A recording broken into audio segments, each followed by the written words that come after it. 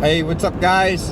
Heading home from work. Kind of had a late day, and kind of excited to talk about ditching your backup plan.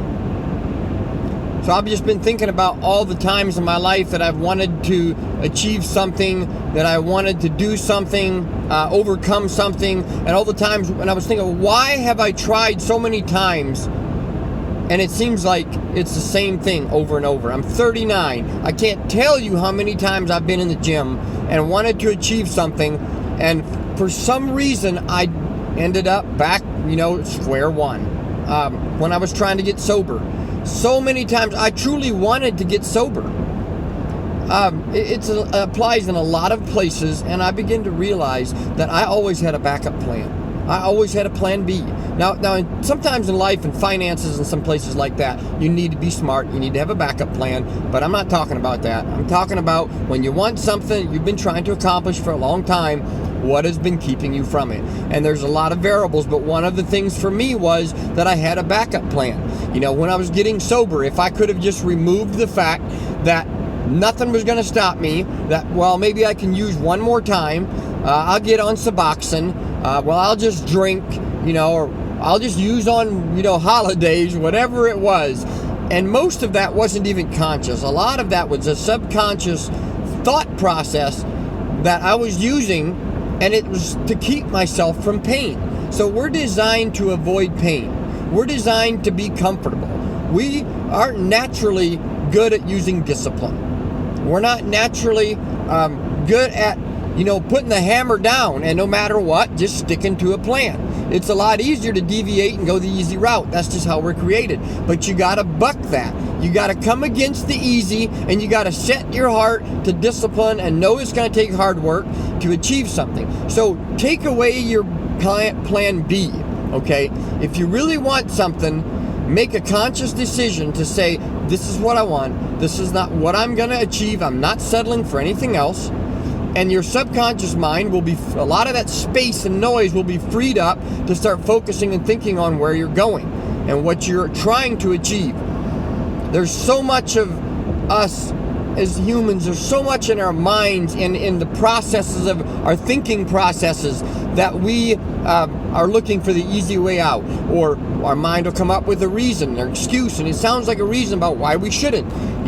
There's absolutely truth to not going to the gym every night. I need rest. But I've used those in the past as an excuse because I was like, I'll do it tomorrow. Just kind of a poor example, but most of us have had a backup plan that have robbed us from the goal. So start thinking about all the times or places maybe right now to where you have something you can fall back on that keeps you from going where you want to go. And I'm telling you, we are intricate human beings created with tremendous potential, and in order to harness that, you've got to understand your mind. You've got to understand that a lot of what goes on in you is subconscious, and you don't intentionally do that.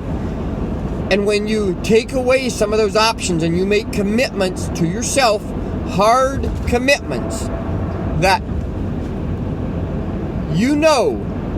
that where you're going, it's going to take, an injury or something serious to stop you, then you begin to look at it differently. And all that time and energy that you even subconsciously were investing in plan B, plan C, is now back on the main goal.